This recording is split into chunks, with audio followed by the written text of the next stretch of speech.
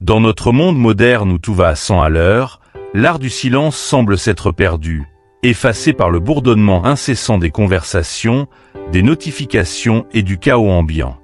Les voix s'élèvent, les opinions fusent, et chaque instant de calme est perçu comme une opportunité gaspillée. Mais si je vous disais que choisir le silence pouvait être plus puissant, plus transformateur que les mots eux-mêmes, que se passerait-il si, au lieu de réagir à chaque provocation, à chaque situation conflictuelle, nous apprenions à embrasser le pouvoir du silence? Cette réflexion est au cœur de la philosophie stoïque, une sagesse ancienne qui traverse les siècles et résonne plus que jamais dans notre époque surchargée d'informations. Le stoïcisme, né en Grèce antique sous l'impulsion de Zénon de Citium, nous enseigne à contrôler nos émotions et à trouver la force intérieure dans le calme et la raison. Zénon disait « Mieux vaut trébucher avec les pieds qu'avec la langue ». Une phrase aussi simple que profonde, qui incarne l'essence même du stoïcisme. Combien de fois, dans un moment de colère ou d'impulsivité, avons-nous prononcé des mots que nous aurions souhaité ravaler une fois le tumulte passé? Nos paroles, bien qu'elles puissent être jetées dans l'air en quelques secondes, laissent souvent des traces qui perdurent bien au-delà de leur énoncé.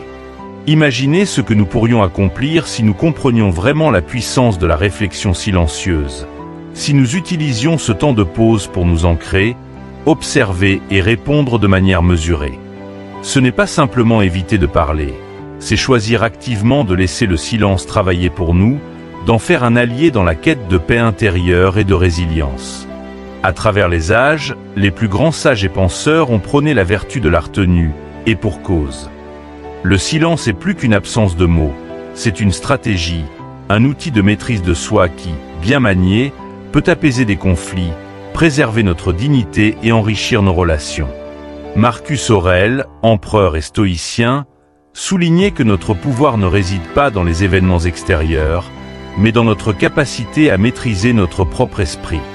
C'est dans ce même esprit que nous allons aujourd'hui explorer comment et pourquoi le silence peut changer votre vie. Chez Sagesse en évolution, nous croyons que comprendre ces enseignements anciens et les intégrer dans notre quotidien peut être la clé pour naviguer plus sereinement à travers les tumultes de l'existence. Dans cette vidéo, nous allons partager avec vous 9 situations essentielles où le choix du silence peut non seulement vous protéger, mais vous élever. Alors, restez avec nous, car nous allons plonger dans ces instants de sagesse intemporelle qui pourraient bien transformer votre manière de penser, de réagir et d'interagir avec le monde qui vous entoure. Vous découvrirez que le silence, loin d'être un signe de faiblesse, est une manifestation de force, un moyen de vivre avec plus de clarté et de profondeur. Préparez-vous à entamer ce voyage vers la maîtrise de soi et la découverte du pouvoir caché de la tranquillité. Vous ne voudrez pas manquer ce qui suit. 1. Lorsqu'on est critiqué injustement. Être confronté à des critiques injustes est souvent une épreuve difficile, voire douloureuse, car elle touche directement notre ego et notre perception de nous-mêmes. Cependant, le stoïcisme nous invite à voir ces moments non pas comme des attaques personnelles, mais comme des opportunités uniques de fortifier notre caractère et de pratiquer la maîtrise de soi. Marc Aurèle, empereur et philosophe stoïcien, a résumé cette idée avec une perspicacité qui traverse les siècles. Ce qui te trouble, ce n'est pas la chose elle-même, mais l'opinion que tu en as. Cette phrase nous rappelle que notre réaction aux événements est souvent plus importante que les événements eux-mêmes.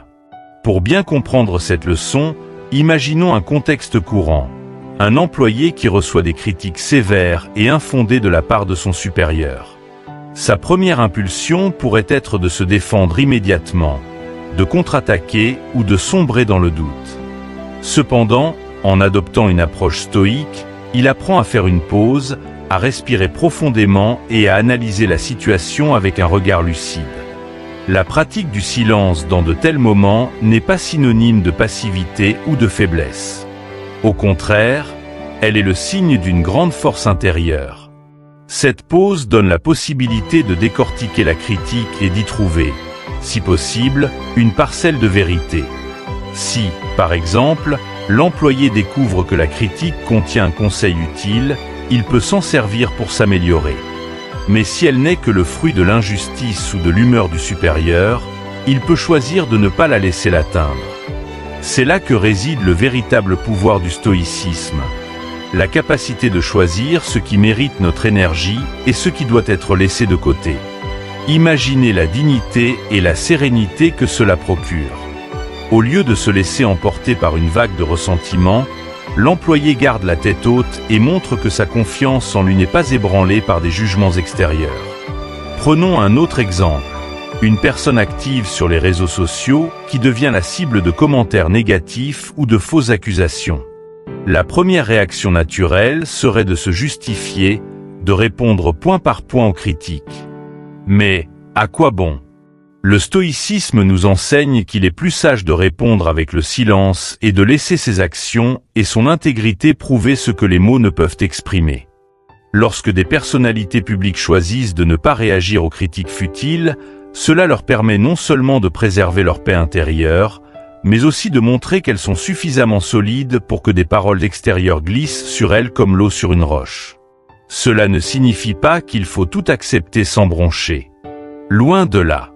Le stoïcisme valorise la clarté d'esprit et la prise de décision fondée sur la raison. Il s'agit de discerner ce qui mérite une réponse et ce qui peut être ignoré sans conséquence. Pour illustrer cela, souvenons-nous de l'histoire de Socrate, philosophe grec célèbre pour sa sagesse et sa manière de répondre aux critiques. Accusé à tort de corrompre la jeunesse d'Athènes, Socrate a choisi de défendre ses idées en utilisant la raison plutôt que de se laisser emporter par la colère. Même lorsqu'il a été condamné à mort, il a fait preuve d'une sérénité et d'une conviction inébranlables, prouvant que la maîtrise de soi est la marque d'un esprit libre et fort. Face à des critiques injustes, il est donc essentiel de se souvenir que notre valeur ne dépend pas de ce que les autres pensent ou disent de nous. Ce que nous contrôlons réellement, c'est notre réaction. En optant pour le silence réfléchi, nous évitons les discussions stériles et démontrons que nous n'avons pas besoin de l'approbation des autres pour savoir qui nous sommes. Cette pratique est d'autant plus pertinente aujourd'hui, dans un monde où l'ego est souvent gonflé par les apparences et la validation externe. Choisir le silence face à l'injustice, c'est reprendre le pouvoir sur notre état d'esprit. C'est montrer que notre tranquillité d'esprit est plus précieuse que l'opinion de ceux qui ne cherchent qu'à nous déstabiliser. Il est aussi important de comprendre que ce silence stratégique n'est pas toujours synonyme d'inaction. Parfois, en ne répondant pas, on donne le temps aux autres de voir la vérité par eux-mêmes. Une personne accusée injustement dans un contexte professionnel, par exemple, peut décider de rester silencieuse et de continuer à exceller dans son travail. À terme, la qualité de son travail parlera d'elle-même et rendra la critique infondée. C'est un processus qui demande du courage et de la confiance, mais qui peut transformer une attaque perçue en une opportunité de croissance et de validation authentique. Le stoïcisme enseigne également l'importance de ne pas chercher constamment à plaire à tout le monde. Sénèque, un autre grand philosophe stoïcien, écrivait que celui qui s'attache à plaire à tous n'aura jamais la paix. En d'autres termes, il faut accepter que l'on ne peut pas contrôler ce que les autres disent de nous, mais nous pouvons contrôler ce que nous laissons entrer dans notre cœur et notre esprit. Si une critique est injuste, elle doit être perçue pour ce qu'elle est, une parole qui n'a pas plus de poids que ce que nous choisissons de lui donner.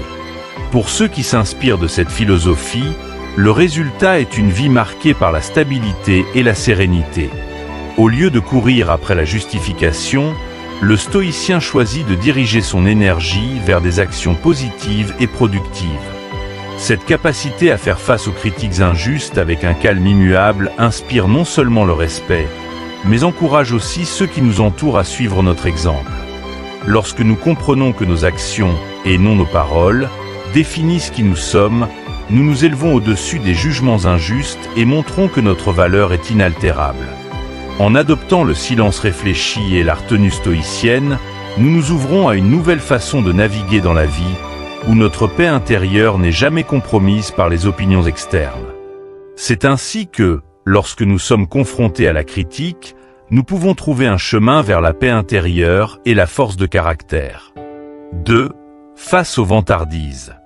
Être confronté aux vantardises d'autrui, peut être un véritable test de notre patience et de notre maîtrise de soi. Lors de ces moments, il est naturel de ressentir une envie de riposter, de prouver que nous aussi, nous avons des accomplissements dignes de mention. Imaginez être un événement social ou professionnel où un collègue, visiblement avide de reconnaissance, se lance dans un récit exagéré de ses succès et de ses possessions. Chacun de ces mots semble calibré pour attirer l'admiration et, parfois, susciter l'envie. Dans de tels contextes, la tentation de répondre par nos propres réussites est forte. Nous voulons nous affirmer, montrer que nous ne sommes pas moins compétents ou admirables. Pourtant, c'est précisément dans ces moments que la sagesse stoïque nous montre le chemin le plus noble, celui du silence et de la retenue. Pourquoi choisir le silence dans ces situations? Parce que répondre aux vantardises par des vantardises ne fait qu'alimenter un cercle vicieux de compétition et d'ego. C'est une bataille où l'on peut perdre bien plus que l'on ne gagne. En restant silencieux, nous démontrons une confiance intérieure inébranlable. Nous montrons que notre estime de nous-mêmes ne dépend pas des applaudissements ou de la reconnaissance des autres, mais de la certitude de notre propre valeur. Comme le disait Marc Aurèle, ne perds pas de temps à débattre sur ce que doit être un homme de bien, sois en un. Cette phrase résume la philosophie stoïcienne. Il s'agit de vivre ses valeurs plutôt que de les proclamer. Prenons un exemple concret. Imaginez un dirigeant d'entreprise à succès assistant à un dîner de gala où un autre entrepreneur passe la soirée à raconter ses exploits, ses succès financiers et ses acquisitions extravagantes. Le premier dirigeant, bien qu'il ait des réalisations tout aussi impressionnantes, choisit de rester calme, d'écouter poliment et de ne pas entrer dans le jeu des comparaisons. Cette tenue attire l'attention d'autres invités qui voient en lui une force tranquille, une maîtrise de soi admirable. Son silence devient alors plus éloquent que n'importe quel discours. Plus tard dans la soirée, ses opinions et ses conseils seront d'autant plus respectés car il a démontré, par sa conduite, qu'il n'a rien à prouver. Cette manière d'agir inspire la confiance et l'admiration sincère, bien plus que des récits de réussite sans fin. L'un des bénéfices profonds du silence, face aux vantardises, est la conservation de notre énergie. À quel point est-il épuisant de toujours chercher à surpasser les autres? Chaque phrase pour tenter de gagner cette course illusoire nous éloigne de ce qui est vraiment important, notre propre cheminement et nos valeurs profondes. En choisissant de rester silencieux, nous évitons l'épuisement mental et émotionnel. Nous réservons notre énergie pour des conversations plus significatives, des échanges qui enrichissent l'esprit et favorisent la réflexion. Il est essentiel de comprendre que choisir le silence ne signifie pas adopter une attitude passive. C'est un silence actif, un silence empli de discernement et de sagesse. Nous écoutons attentivement, non pas pour préparer une réplique cinglante ou pour collecter des preuves de notre propre supériorité, mais pour comprendre l'autre, ses motivations, et pour mieux cerner la dynamique de la situation. Parfois, derrière une vantardise se cache une insécurité ou un besoin de validation. En gardant le silence et en affichant une attitude empathique, nous créons un espace où l'autre peut se dévoiler, où l'échange peut potentiellement évoluer vers quelque chose de plus authentique. Un exemple inspirant de la vie réelle est celui de figures comme le Mahatma Gandhi ou Nelson Mandela, qui ont démontré à maintes reprises la puissance du silence et de la retenue face aux provocations et aux tentatives de déstabilisation. Dans des contextes de discours enflammés et de confrontations verbales, leur réponse était souvent de se taire, de sourire avec bienveillance ou d'écouter sans juger. Cette attitude leur conférait une aura de sagesse et de respect, faisant d'eux des modèles de grandeur sans qu'ils aient besoin de le clamer haut et fort. Dans notre propre vie, nous pouvons observer comment cette approche modifie nos relations. Supposons que lors d'une réunion de famille, un parent commence à vanter ses réalisations de manière ostentatoire. Plutôt que de répondre par une anecdote sur nos propres succès, rester silencieux, sourire et écouter attentivement permet de maintenir l'harmonie et de détourner la conversation vers des sujets plus inclusifs et moins compétitifs. Cette retenue montre que nous sommes sûrs de nous et que nous n'avons pas besoin de l'approbation de notre entourage pour être en paix. Enfin, ce choix de ne pas réagir face aux vantardises nous enseigne quelque chose de précieux. La joie de se libérer de la course à la reconnaissance. Le stoïcien sait que la validation la plus importante vient de l'intérieur. En renonçant à se comparer ou à se défendre constamment, il atteint une forme de sérénité qui le distingue. Il montre que sa valeur ne dépend pas de la perception des autres, mais de la fidélité à ses propres principes. C'est cette force tranquille qui attire le respect, bien plus que les mots tapageurs. Face aux vantardises, la réponse stoïque est la retenue. C'est la preuve que la véritable grandeur ne réside pas dans la multiplication des mots, mais dans la qualité des actes et la profondeur du caractère. En choisissant le silence, nous prouvons que notre estime de nous-mêmes est intacte, que nous ne sommes pas influencés par les démonstrations superficielles. Cette sagesse intemporelle, mise en pratique, enrichit nos vies et nos interactions. 3. Lorsqu'on est en colère. La colère est une émotion puissante et dévorante, semblable à une tempête qui menace de nous emporter à chaque instant. Elle arrive sans prévenir et, si elle n'est pas contrôlée, peut nous faire dire ou faire des choses que nous regretterons. L'une des premières leçons du stoïcisme sur la gestion de la colère est la reconnaissance de son impact destructeur. Marc Aurèle, l'empereur philosophe, l'a exprimé avec une lucidité implacable. Les conséquences de la colère sont souvent bien pires que ses causes. Cette observation invite à une réflexion sur la nature de la colère et sur la façon dont elle peut, en un instant, empoisonner des relations, détériorer notre réputation et miner notre paix intérieure. Imaginez-vous au travail. Un projet sur lequel vous avez investi des heures et critiqué de manière injuste ou, pire, une erreur commise par un collègue vous force à refaire tout un travail. La première impulsion peut être de crier, de pointer du doigt ou de répliquer sèchement. Mais le stoïcisme nous apprend que la réaction instinctive n'est pas toujours la meilleure. Épictète, le grand philosophe stoïcien, recommandait « garde le silence la plupart du temps et parle seulement quand c'est nécessaire ». Cette recommandation, simple en apparence, cache un pouvoir immense. Elle nous incite à utiliser le silence comme une barrière entre notre première impulsion et notre réponse réfléchie. Lorsqu'une situation nous met en colère, le silence peut être notre premier refuge. Prenons un exemple concret de la vie quotidienne, une dispute dans le couple. Les désaccords peuvent facilement dégénérer lorsqu'on réagit sur le coup de l'émotion. Un mot de trop, une réplique acerbe, et la dispute s'envenime, laissant derrière elle des blessures qu'il faudra des jours, voire des semaines à réparer. Imaginez maintenant que, face à un reproche injuste, au lieu de répondre immédiatement, vous choisissiez de respirer profondément, de prendre quelques secondes, voire quelques minutes de silence. Ce simple choix permet non seulement de désamorcer la situation, mais aussi de réfléchir à une réponse plus mesurée et constructive. Ce silence n'est pas un signe de faiblesse, mais de force. Il envoie un message clair. Nous maîtrisons nos émotions et ne nous laissons pas contrôler par elles. La colère nous pousse souvent à chercher la victoire immédiate dans une conversation, à prouver que nous avons raison. Pourtant, cette victoire est souvent de courte durée, laissant un goût amer et des regrets. En revanche, le silence, suivi d'une réponse réfléchie, favorise une communication plus saine et montre notre capacité à gérer des situations tendues avec maturité. Il n'est pas rare que, dans un débat où l'un des interlocuteurs choisit de garder le silence face à l'escalade des mots, l'autre finisse par se calmer, réalisant l'inutilité de l'affrontement. Pour illustrer la puissance du silence face à la colère, rappelons-nous l'exemple de Nelson Mandela. Durant ses 27 années d'incarcération, il a été soumis à des traitements inhumains et à des injustices révoltantes. Pourtant, Mandela n'a pas laissé la colère guider ses actions. Lorsqu'il a été libéré, au lieu de se tourner vers la vengeance, il a prôné la réconciliation et le pardon. Cette retenue, ce silence face à la colère qui aurait été justifiée, a non seulement changé sa vie, mais aussi celle de tout un pays.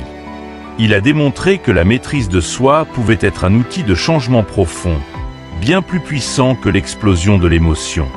La question que chacun de nous devrait se poser est: que pourrait-il se passer si, la prochaine fois que la colère surgit, nous choisissions le silence? Nous nous offrons alors un espace pour respirer, réfléchir et répondre d'une manière qui reflète notre meilleur moi. Ce choix, bien que difficile, a des avantages durables. D'abord, il nous permet de préserver notre relation avec les autres. La colère exprimée sans filtre peut causer des dommages irréparables dans nos interactions. Les mots, une fois prononcés, ne peuvent pas être retirés. Combien de familles se sont éloignées, combien d'amitiés se sont brisées à cause de paroles dites dans un moment de colère. Le silence, en revanche, nous donne le temps de peser nos mots et de choisir une réponse qui construit plutôt que de détruire. Le silence face à la colère est aussi un exercice de discipline personnelle. C'est une manière de nous entraîner à rester maîtres de nous-mêmes dans les moments les plus tumultueux. Cette maîtrise est l'une des clés du stoïcisme. Elle nous rappelle que, bien que nous ne puissions pas toujours contrôler ce qui nous arrive, nous avons le contrôle total sur notre réaction. Et c'est là que réside notre pouvoir. En pratiquant ce silence, nous développons une patience qui, peu à peu, devient naturelle. Cela nous rend plus résilients face aux défis de la vie. Un autre aspect souvent négligé est l'impact de notre comportement sur ceux qui nous entourent. Quand nous réagissons avec colère, nous créons une atmosphère tendue et hostile. En revanche, notre calme et notre retenue peuvent inspirer ceux qui nous entourent à faire de même. Dans un cadre professionnel, par exemple, un leader qui réagit avec colère risque de perdre la confiance et le respect de son équipe. Mais un leader qui répond avec calme et réflexion montre qu'il est capable de gérer les situations difficiles, renforçant ainsi la cohésion et le moral de l'équipe. Pour ceux qui cherchent à appliquer cette sagesse dans leur vie, voici un exercice simple. La prochaine fois que vous sentez la colère monter, essayez de compter jusqu'à 10 en silence.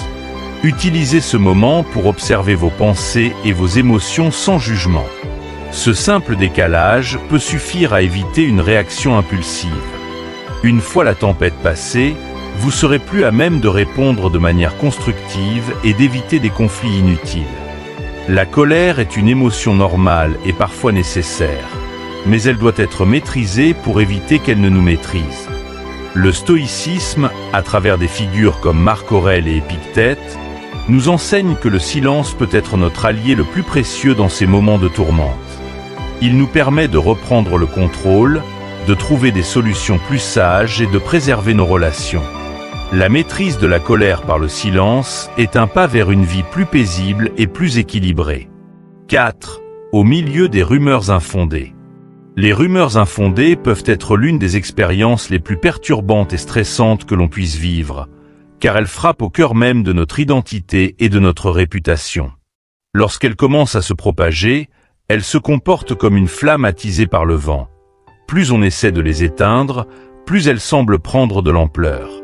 Dans ces moments d'incertitude et de bouleversement, le stoïcisme offre une sagesse intemporelle, un phare guidant à travers la tempête. Le conseil des anciens stoïciens: choisir la patience et le silence comme réponse stratégique. Mais pourquoi choisir le silence alors que tout notre être crie pour se défendre, se justifier et rétablir la vérité? Pour comprendre l'efficacité de cette approche, rappelons l'histoire d'un enseignant dans une petite ville, accusé à tort de comportements répréhensibles. Alors que les rumeurs se répandaient comme une traînée de poudre, cet enseignant a choisi de ne pas entrer dans le jeu des dénégations répétées ou des confrontations publiques. Au lieu de cela, il a poursuivi son travail avec la même passion et le même dévouement qu'avant, convaincu que la vérité finirait par émerger.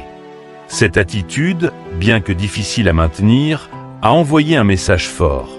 Il avait suffisamment confiance en son intégrité et en sa vie pour laisser le temps faire son œuvre.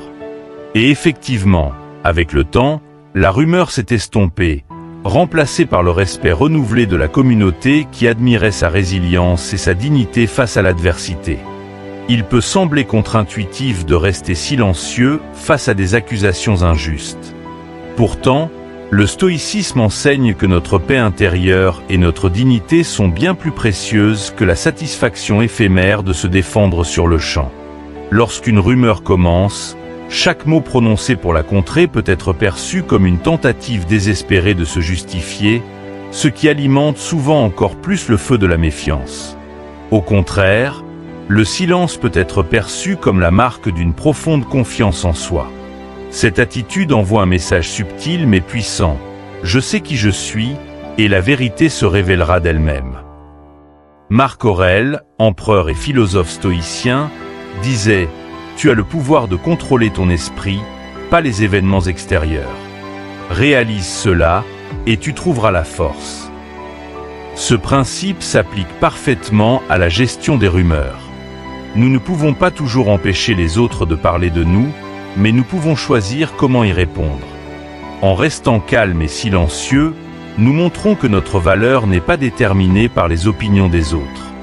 La force intérieure se nourrit de la certitude de notre propre intégrité, et ce silence est une déclaration d'indépendance face aux jugements extérieurs. Un autre exemple célèbre est celui de la figure emblématique de Gandhi.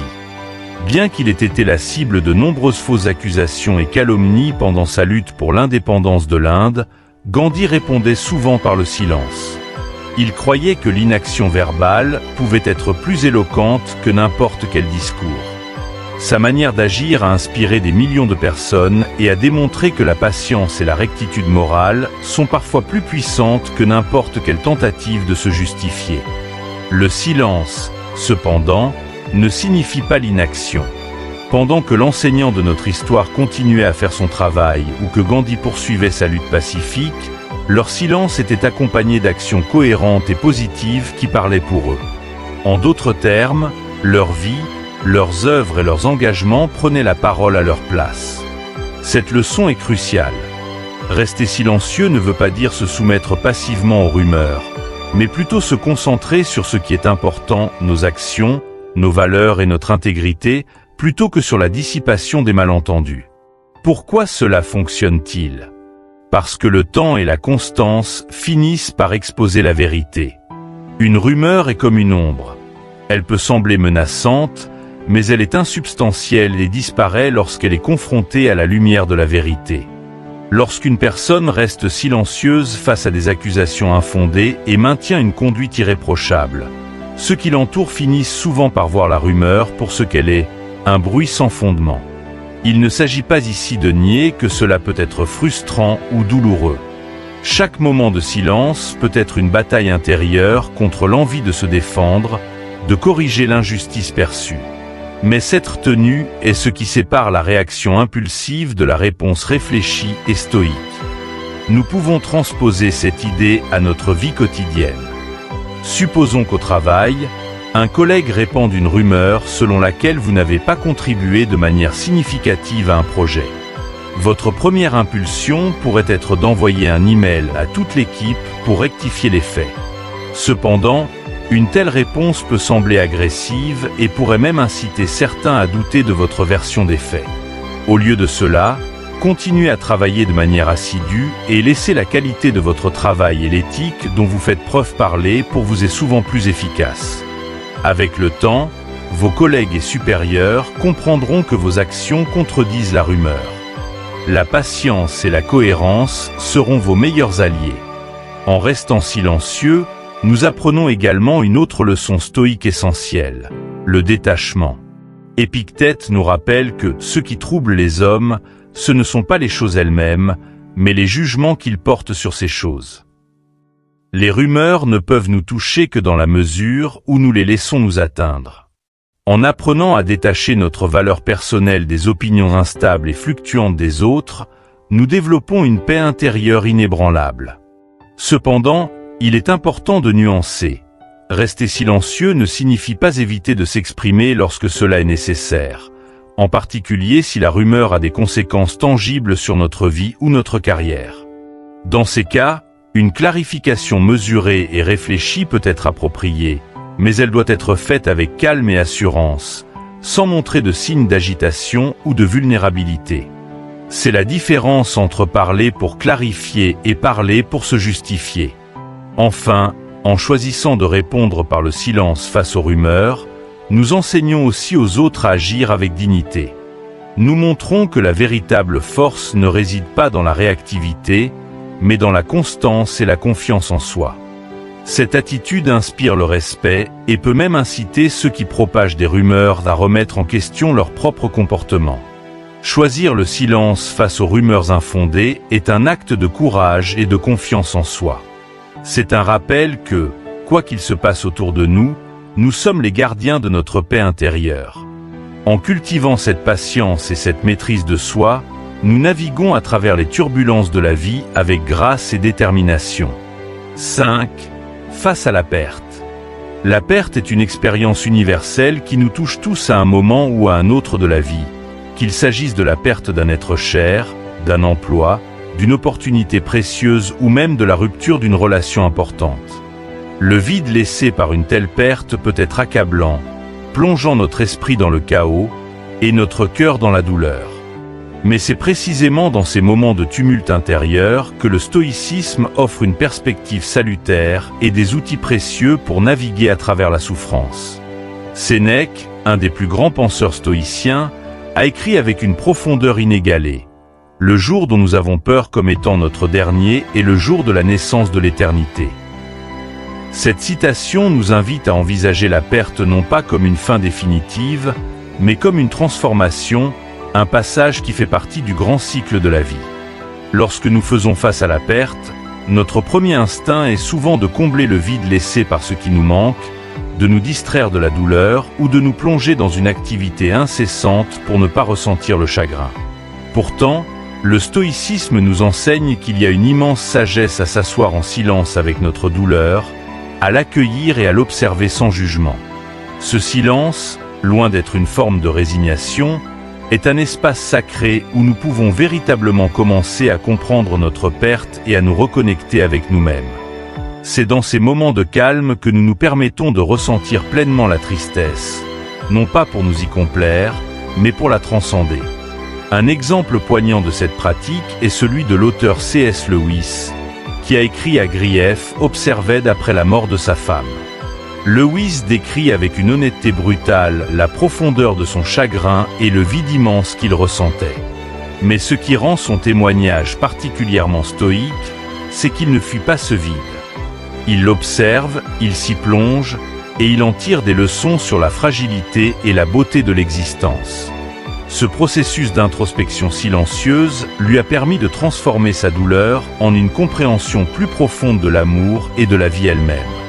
Il a compris, comme le disent les stoïciens, que chaque perte est une occasion de réflexion et de croissance personnelle. La puissance du silence face à la perte réside dans sa capacité à nous reconnecter à ce qui est essentiel.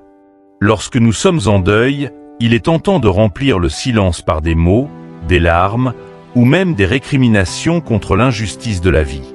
Mais la sagesse stoïcienne nous invite à rester dans ce silence, à nous poser des questions profondes. Qu'est-ce que cette perte m'enseigne? Qu'est-ce que cela dit sur la vie, la mortalité et l'amour? En accueillant ces réflexions, nous comprenons que la douleur est une preuve de notre humanité et de la capacité que nous avons à aimer profondément. Sénèque écrivait que l'homme courageux considère la perte comme une épreuve à surmonter, non comme une fin. En restant silencieux, nous apprenons à apprivoiser cette épreuve, à la voir non pas comme une défaite, mais comme une étape vers une version plus forte et plus résiliente de nous-mêmes. Imaginons un professionnel qui perd un emploi auquel il tenait, un rôle qu'il avait investi de beaucoup de son identité. Son premier réflexe peut être de se précipiter dans une recherche frénétique d'un nouveau poste pour masquer le sentiment d'échec et d'incertitude. Cependant, un stoïcien choisirait une autre voie. Un moment de pause et de silence pour accepter la perte, pour comprendre les leçons que cette expérience offre. Ce silence devient une période de recalibrage, une chance de redéfinir ses priorités et de redécouvrir ce qui le passionne vraiment. En ne fuyant pas le vide, mais en l'explorant, il peut transformer cette perte en une opportunité de renouveau. La perte, bien sûr, n'est jamais facile à accepter. Les stoïciens ne nous demandent pas de nier la douleur ou de prétendre qu'elle n'existe pas. Au contraire, il nous encourage à la reconnaître pleinement, mais sans nous y attacher de manière malsaine. Épictète disait « Ce qui trouble les hommes, ce ne sont pas les choses elles-mêmes, mais les jugements qu'ils portent sur ces choses. » En d'autres termes, ce n'est pas la perte elle-même qui nous accable, mais notre perception de cette perte, les histoires que nous nous racontons à son sujet. En choisissant le silence, nous donnons à notre esprit le temps et l'espace nécessaires pour déconstruire ces histoires, pour voir la réalité telle qu'elle est, et non telle que nos peurs ou nos regrets la peignent. Prenons l'exemple d'une personne qui a perdu un être cher. Les rituels de deuil sont souvent remplis de mots, des condoléances, des souvenirs partagés, mais une fois que le bruit s'éteint, le silence devient omniprésent. Pour beaucoup, ce silence est redouté car il force à faire face à l'absence. Mais pour le stoïcien, c'est dans ce silence que commence le véritable travail de guérison. S'asseoir seul, sentir la douleur sans la fuir, se rappeler que tout ce qui existe est éphémère, et que cette impermanence donne à la vie sa valeur. Le stoïcien comprend que la perte est inséparable de l'amour, que ce sont deux faces d'une même pièce. C'est pourquoi accueillir le silence, c'est accepter la réalité de ce cycle et trouver en lui une forme de paix. Enfin, le silence face à la perte est un acte de foi. Foi en la résilience de l'esprit humain, foi en la capacité de la vie à continuer malgré tout, et foi en notre force intérieure pour transformer la douleur en sagesse. Ce silence devient un espace de connexion à quelque chose de plus grand que nous, une acceptation que, bien que nous ne puissions contrôler le cours de la vie, nous pouvons choisir comment y réagir. Cette prise de conscience nous offre une liberté précieuse. La capacité de voir la perte non pas seulement comme une fin, mais comme une transition vers quelque chose de nouveau. Lorsque la douleur de la perte semble insupportable, souvenez-vous des mots de Sénèque. La perte qui nous terrifie est un rappel de la naissance de l'éternité. Cette phrase nous invite à envisager chaque fin comme le début d'une nouvelle phase, à accueillir le silence non comme un vide, mais comme un espace sacré où se régénèrent nos forces, notre sagesse et notre compréhension. C'est ainsi que, même dans les moments de deuil, le stoïcisme nous guide vers la paix intérieure et la renaissance. 6. Devant l'ignorance. Il est des situations où l'ignorance des autres nous confronte à un choix. Céder à la frustration et entrer dans des débats inutiles, ou rester silencieux et préserver notre paix intérieure. Traiter avec des personnes qui, bien qu'ignorantes sur un sujet, affichent une assurance inébranlable peut être l'un des tests les plus ardus pour notre maîtrise de soi. Pourtant, c'est dans ces moments de tension que la philosophie stoïcienne nous rappelle l'importance de la retenue, de la patience et du contrôle de nos réactions. Pour illustrer la force de la patience stoïque, il n'y a pas de meilleur exemple que celui de Galilée. Ce célèbre astronome et physicien a osé défier les croyances dominantes de son époque en soutenant que la Terre tournait autour du Soleil, une idée révolutionnaire qui contredisait la vision géocentrique alors acceptée par l'Église et la société. Face à une opposition féroce et à des accusations d'hérésie, Galilée a choisi de rester calme, même lorsque son savoir était remis en question par des personnes bien moins informées mais persuadées de leur propre expertise. Il aurait pu réagir par la colère ou l'arrogance, mais il a compris que tenter de convaincre à tout prix ses détracteurs, aveuglés par leur ignorance, aurait été vain et aurait dissipé son énergie précieuse. Son silence n'était pas de la résignation, mais une démonstration de sa confiance en la vérité scientifique et en la justesse de ses convictions. Ce que Galilée nous apprend, et ce que le stoïcisme souligne, c'est que l'on ne peut contrôler ni l'opinion des autres ni leur niveau de connaissance. Tu as le pouvoir de contrôler ton esprit, pas les événements extérieurs. Réalise cela et tu trouveras la force, disait Marc Aurèle. Cette citation résume parfaitement l'essence du stoïcisme face à l'ignorance. Nous avons le choix de notre réponse. Lorsque nous nous trouvons face à des personnes qui prétendent tout savoir, qui refusent d'écouter ou de remettre en question leurs certitudes, il est souvent plus sage de rester en retrait, de ne pas gaspiller notre énergie à tenter de les convaincre. Mais que faire lorsque l'ignorance nous touche directement, lorsqu'elle prend la forme d'un supérieur hiérarchique qui prend de mauvaises décisions, d'un collègue qui propage des informations erronées ou même d'un ami bien intentionné mais mal informé? La première impulsion est souvent de vouloir corriger cette ignorance, d'entrer dans un débat, de démontrer notre savoir. Cependant, une confrontation mal préparée ou motivée par l'ego risque de s'enliser dans un dialogue de sourds où personne ne sort réellement gagnant. Le stoïcien, quant à lui, choisit un autre chemin, celui de l'écoute et de la réflexion avant de parler. S'il doit intervenir, il le fait avec calme et objectivité, sans chercher à humilier l'autre ou à prouver sa supériorité. Prenons un exemple simple tiré de la vie quotidienne. Lors d'une réunion de travail, un collègue insiste sur une idée fausse ou présente des informations inexactes avec une grande assurance. Vous savez qu'il a tort, mais comment réagir ? Le stoïcisme nous enseigne que parfois, il est préférable de laisser l'erreur se révéler d'elle-même plutôt que de corriger l'autre immédiatement, surtout si la correction risque d'être perçue comme une attaque. Laisser le cours des événements éclairer la situation peut parfois être plus efficace que de se précipiter dans un débat. Et si le moment vient de parler, il est alors possible de le faire avec une sérénité qui montre non seulement notre maîtrise de soi, mais aussi notre désir de partager la vérité sans chercher à nuire. Cette approche n'est pas synonyme de complaisance envers l'ignorance. Au contraire, elle montre une forme de sagesse et de force intérieure. Le stoïcien comprend que l'ignorance des autres ne remet pas en question sa propre connaissance ni sa valeur. Il choisit de garder son calme, car il sait que se battre contre des opinions mal fondées avec véhémence ne fait que renforcer la résistance de l'autre. En répondant par le silence, il incarne la patience et la confiance en la vérité, et il laisse souvent cette attitude servir d'exemple aux autres. Avec le temps, ce comportement peut même inspirer des changements plus profonds chez ceux qui l'observent. Il est essentiel de se rappeler que le silence n'est pas synonyme de passivité.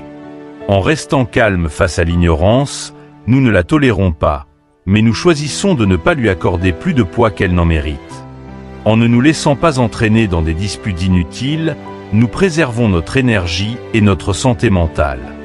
C'est un acte de discipline et de respect de soi qui permet de maintenir une clarté d'esprit, même dans des situations qui pourraient nous faire perdre patience.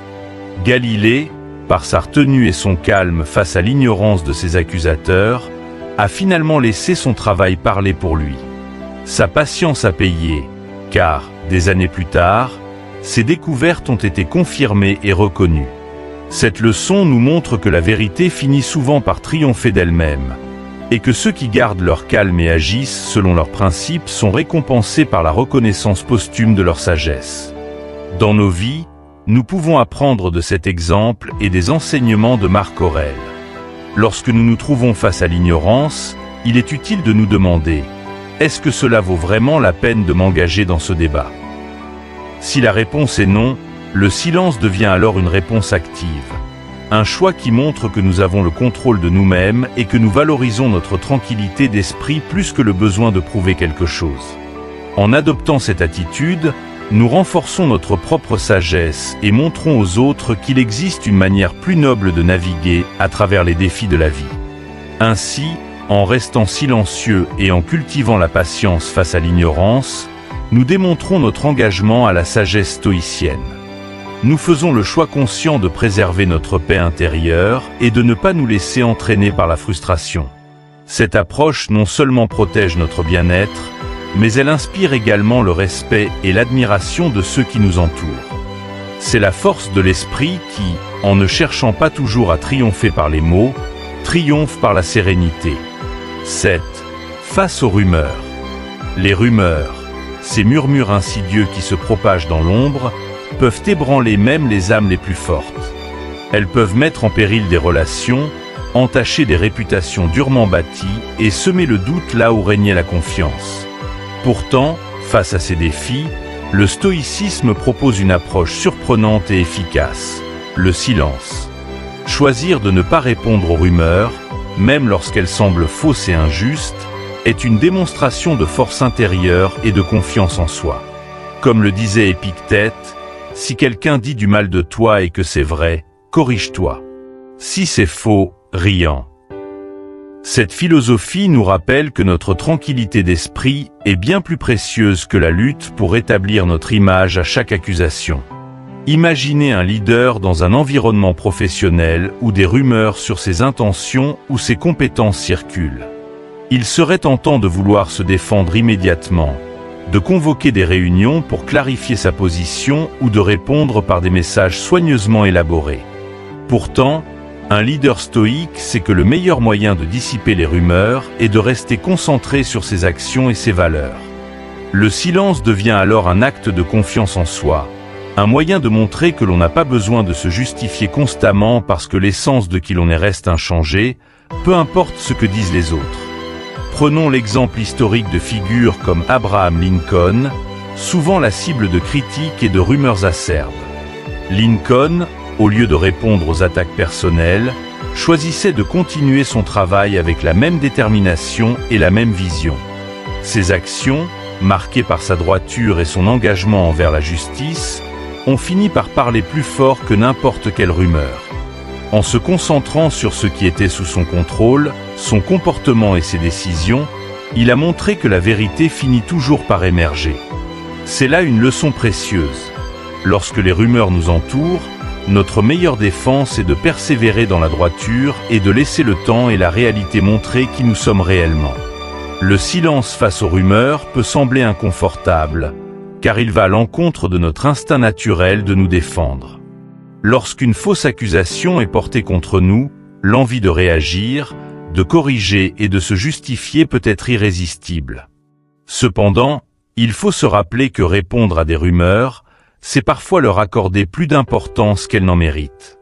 En engageant la conversation, même pour nier une fausse accusation, on peut lui donner du poids et encourager ceux qui l'ont propagée à persister. Le stoïcien, en choisissant le silence, fait preuve d'une assurance tranquille qui désarme les bavardages. Cette posture peut, à terme, pousser les gens à douter de la véracité de la rumeur, simplement parce que la personne visée refuse de lui accorder de l'attention. Un autre aspect important est la façon dont le silence peut inspirer le respect. Quand un individu reste imperturbable face aux rumeurs, cela projette une image de force et de confiance inébranlable. Dans le monde professionnel, par exemple, un manager qui choisit de ne pas répondre aux critiques non fondées et continue à diriger son équipe avec intégrité et compétence gagnera souvent le respect et l'admiration de ses collègues. Les rumeurs, en fin de compte, ont tendance à perdre de leur poids lorsqu'elles ne trouvent pas de combustible pour les alimenter. Mais comment gérer ce silence de manière pratique ? L'une des clés est de se recentrer sur ses objectifs et ses valeurs. Si une rumeur remet en question votre intégrité, assurez-vous que vos actions reflètent constamment vos principes. Par exemple, si des collègues insinuent que vous n'êtes pas investi dans votre travail, continuez à montrer par votre dévouement et votre professionnalisme que cette rumeur est sans fondement. Au fil du temps, la cohérence entre vos actions et vos valeurs dissipera le doute et renforcera votre réputation. Épictète, en nous conseillant de rire des fausses accusations, nous rappelle que nous avons le pouvoir de choisir notre réponse émotionnelle aux événements extérieurs. Les rumeurs ne peuvent nous blesser que dans la mesure où nous leur accordons du crédit et de l'importance. En adoptant une approche stoïque, nous reconnaissons que notre valeur n'est pas déterminée par les opinions instables des autres. Cette attitude non seulement protège notre paix intérieure, mais elle envoie aussi un message clair à ceux qui propagent les rumeurs. Leurs mots ne nous atteignent pas. Ils ne trouvent pas de prise sur nous. L'exemple de la vie d'un enseignant accusé à tort par des parents mécontents est une autre illustration de la puissance du silence. Plutôt que de se lancer dans une série de justifications qui auraient pu alimenter encore plus la controverse, cet enseignant a choisi de continuer son travail avec la même passion et intégrité. Les rumeurs se sont finalement éteintes, car elles n'avaient aucune base réelle et laissent place à la réalité. Celle de ses élèves qui prospéraient grâce à son enseignement et de ses collègues qui respectaient son travail. Ici, le silence n'était pas une acceptation passive, mais une confiance dans le fait que la vérité prévaudrait. Ce choix stratégique de rester silencieux et de ne pas alimenter la rumeur est un exercice de discipline mentale. Il nécessite de la patience et un détachement émotionnel, deux qualités que le stoïcisme encourage à cultiver. Il ne s'agit pas de refouler nos émotions ou de nier l'impact des rumeurs sur notre bien-être, mais plutôt de les observer sans y réagir immédiatement. Cette maîtrise de soi nous permet de prendre du recul et d'évaluer la situation sous un jour plus rationnel. Enfin, le silence face aux rumeurs est aussi un acte de foi en la résilience de la vérité. Les mensonges et les calomnies peuvent fleurir un temps, mais sans fondement solide, ils finissent par se flétrir. Cette patience face aux rumeurs peut sembler exigeante, mais elle permet de préserver notre intégrité et de rester fidèle à nos valeurs. Elle nous donne la liberté de nous concentrer sur ce qui compte réellement, notre travail, nos proches et nos objectifs personnels. Lorsque des rumeurs circulent, répondre par le silence n'est pas une fuite, mais une affirmation de notre force et de notre confiance en nous-mêmes. Ce silence nous protège du tourbillon des mots vides et préserve notre énergie pour ce qui compte vraiment. En choisissant cette voie, nous prouvons que nos actions, et non les rumeurs, définissent qui nous sommes. Partie 8. Confrontés à l'injustice.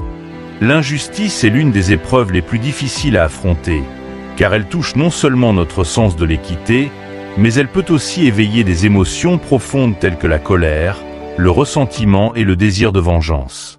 Dans de tels moments, choisir le silence et la patience peut sembler contre-intuitif, voire impossible. Pourtant, des figures historiques comme Nelson Mandela ont démontré que répondre à l'injustice par la sagesse et la retenue peut non seulement apporter la paix intérieure, mais aussi transformer la société tout entière. Mandela, après avoir passé 27 ans en prison, aurait eu toutes les raisons de se laisser emporter par l'amertume et la colère. Pourtant, il a choisi la voie de la réconciliation, du pardon et de l'unité. Ce choix incarne parfaitement la maxime stoïcienne de Marc Aurèle. La meilleure vengeance est de ne pas ressembler à celui qui t'a offensé. Mais comment intégrer cette philosophie dans notre propre vie lorsque nous sommes confrontés à l'injustice, qu'elle soit petite ou grande? L'injustice peut prendre de nombreuses formes. Un collègue qui s'approprie le mérite de notre travail, une décision injuste de la part de notre employeur, ou même des actes plus graves qui touchent notre dignité. La première réaction, naturelle et humaine, est souvent de se défendre, de riposter, ou même de chercher à rendre l'appareil. Cependant, le stoïcisme nous invite à une réflexion plus profonde. Il nous rappelle que nous ne pouvons pas contrôler les actions des autres, mais nous avons un pouvoir absolu sur notre manière d'y répondre. Prenons un exemple concret. Imaginons un employé talentueux qui se voit passer devant pour une promotion au profit d'une personne moins qualifiée mais mieux connectée. La colère et l'indignation montent rapidement, et l'envie de contester cette décision de manière véhémente et forte. Pourtant, un stoïcien choisirait de prendre un moment de silence, non pas pour accepter l'injustice comme une fatalité, mais pour se recentrer et réfléchir à la meilleure manière de réagir. Cette pause offre l'espace nécessaire pour évaluer la situation de manière objective et décider d'une réponse alignée avec ses valeurs et ses objectifs à long terme. Ce silence stratégique n'est pas une marque de faiblesse ou de soumission. Il est la preuve d'une force intérieure et d'une maîtrise de soi. En choisissant de ne pas réagir par la colère ou l'agressivité, on montre que l'on refuse de laisser l'injustice nous définir ou nous abaisser au niveau de ceux qui en sont responsables. Mandela, par exemple, savait que la vengeance n'aurait fait que perpétuer le cycle de violence et de haine en Afrique du Sud. Sa capacité à pardonner et à prôner la réconciliation nationale a permis de reconstruire un pays profondément divisé. Cette leçon de tolérance et de résilience montre que répondre à l'injustice par la dignité et le pardon peut avoir un impact bien plus durable et transformateur que n'importe quelle riposte violente. Le silence face à l'injustice nous permet également de préserver notre énergie pour des actions plus constructives. Plutôt que de s'épuiser dans des confrontations stériles, nous pouvons canaliser cette énergie vers des solutions qui nous rapprochent de nos objectifs et renforcent notre position. Par exemple, l'employé mentionné précédemment pourrait choisir de redoubler d'efforts dans son travail, de développer ses compétences et de se positionner pour des opportunités futures. Cette attitude proactive est souvent plus bénéfique à long terme que de se concentrer sur la plainte ou la confrontation immédiate. Une autre dimension importante de la réponse stoïque à l'injustice est la reconnaissance des limites de notre contrôle. Épictète disait que ce qui trouble les hommes, ce ne sont pas les choses elles-mêmes, mais les jugements qu'ils portent sur ces choses. Dans le cas de l'injustice, il est essentiel de comprendre que si nous ne pouvons pas toujours changer les circonstances, nous pouvons choisir notre réaction. Accepter cela nous permet de transformer une expérience injuste en un catalyseur de croissance personnelle. Cette acceptation n'est pas une résignation, mais un acte de sagesse. Elle nous aide à rediriger notre attention vers ce que nous pouvons influencer, notre comportement, nos décisions et notre paix intérieure. Face aux injustices plus graves, comme celles qui touchent aux droits humains et à la dignité, la philosophie stoïcienne n'encourage pas l'inaction, mais la réponse réfléchie. Il ne s'agit pas de tolérer l'injustice, mais de la combattre avec intégrité et intelligence. Un autre exemple inspirant est celui de Martin Luther King Jr. qui, tout en luttant contre la ségrégation et les injustices raciales aux États-Unis, a adopté une approche non violente, inspiré à la fois par les enseignements du stoïcisme et par les méthodes de Gandhi. King comprenait que répondre à la haine par la haine ne ferait qu'engendrer plus de haine.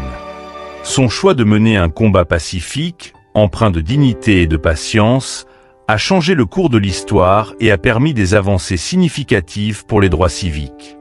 Pour nous, dans nos vies de tous les jours, la pratique du silence et de la réflexion face à l'injustice peut être un outil puissant pour gérer les conflits et maintenir notre bien-être mental.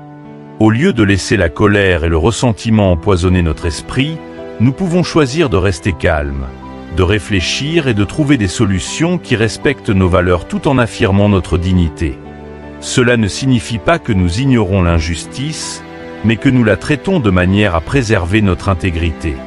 Le silence face à l'injustice n'est donc pas un simple retrait, mais un acte stratégique de sagesse. Il nous permet de répondre avec une clarté qui inspire le respect et de ne pas tomber dans les pièges tendus par ceux qui nous nuisent. C'est un choix de maintenir notre paix intérieure et de nous concentrer sur des actions qui ont un véritable impact.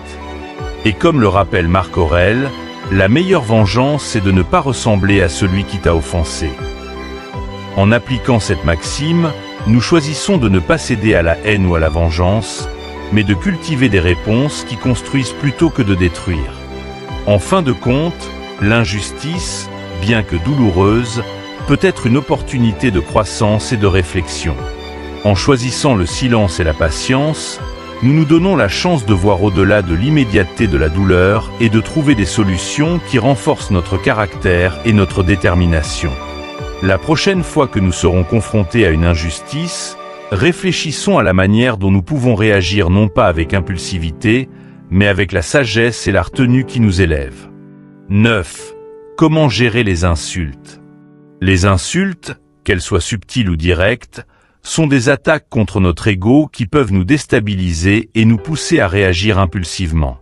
Dans ces moments, le choix de la réponse est crucial.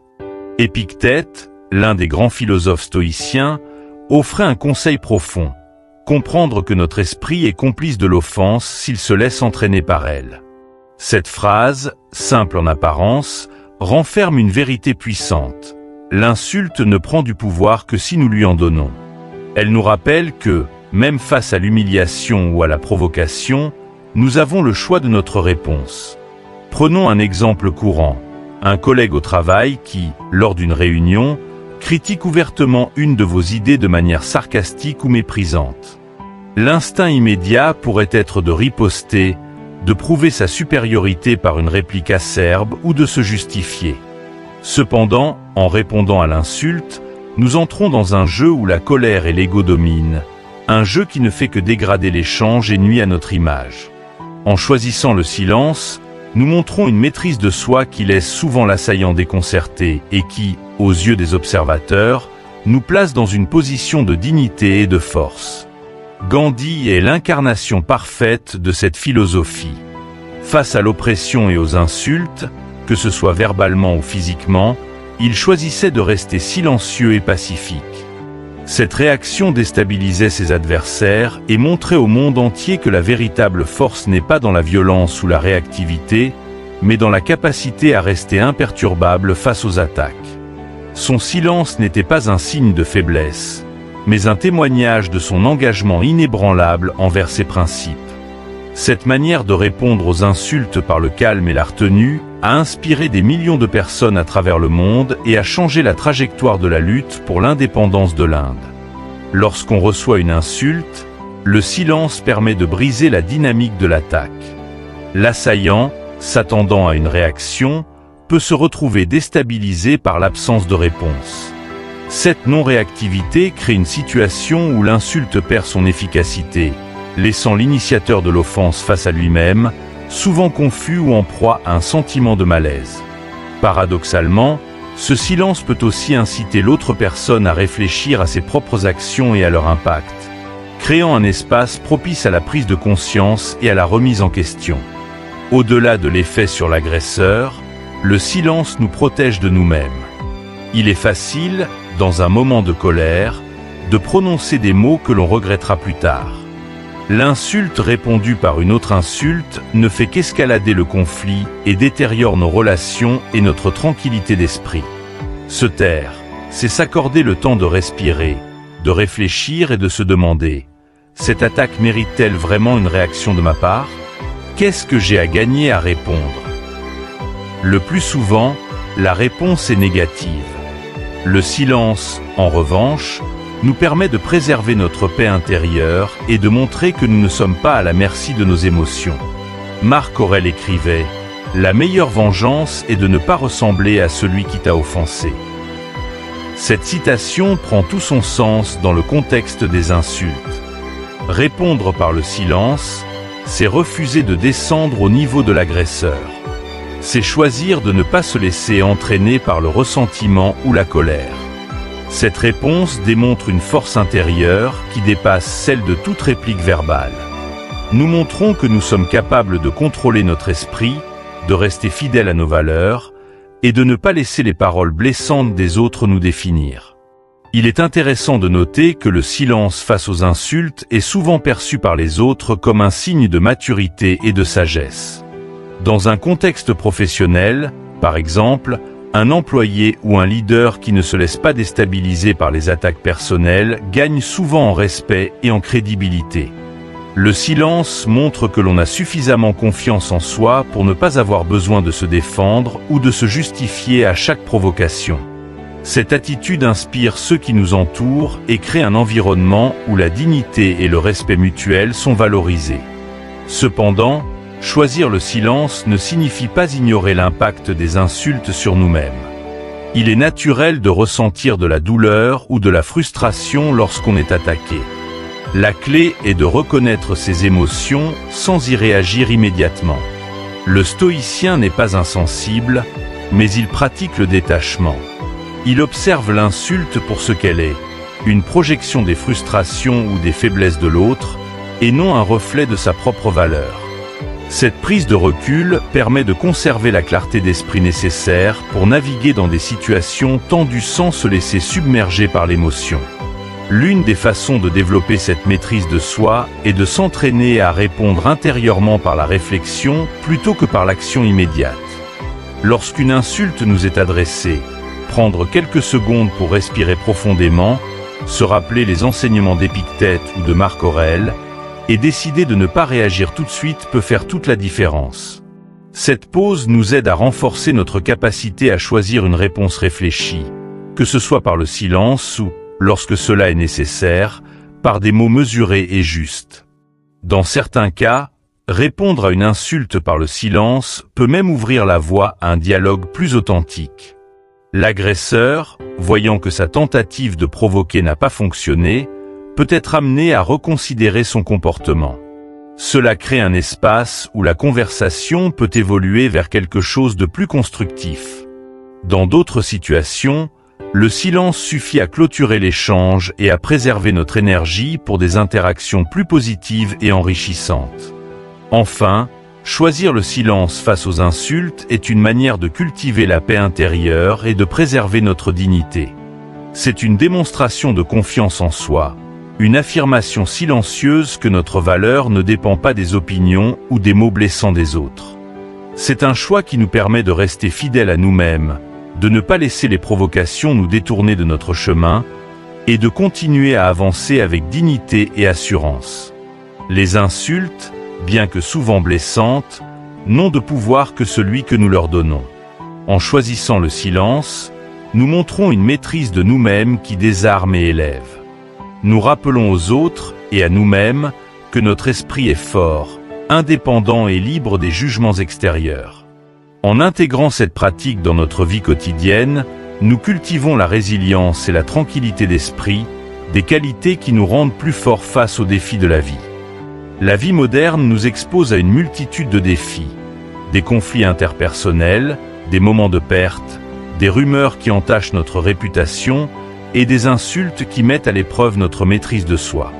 Pourtant, face à ces tempêtes émotionnelles, le silence se révèle être l'une des armes les plus puissantes que nous puissions adopter.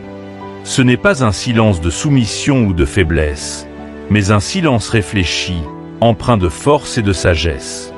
Marc Aurèle, dans sa sagesse stoïcienne, nous invitait à ne pas perdre notre temps à discuter de ce qu'est un homme de bien, mais à en être un. Cette phrase simple encapsulait la philosophie stoïcienne. L'essentiel n'est pas ce que nous proclamons, mais ce que nous faisons. En choisissant le silence au bon moment, nous incarnons cette leçon et montrons que la vraie maîtrise de soi réside dans la capacité à écouter, à observer et à répondre avec discernement plutôt qu'avec impulsivité. Le silence réfléchi nous permet de naviguer à travers la vie avec plus de clarté. Que ce soit face aux rumeurs infondées, aux provocations ou à l'injustice, le choix de rester silencieux offre l'opportunité de préserver notre énergie et notre dignité. Ce silence stratégique nous donne le temps de réfléchir et de choisir la meilleure réponse, ou parfois de réaliser que la meilleure réponse est de ne rien dire.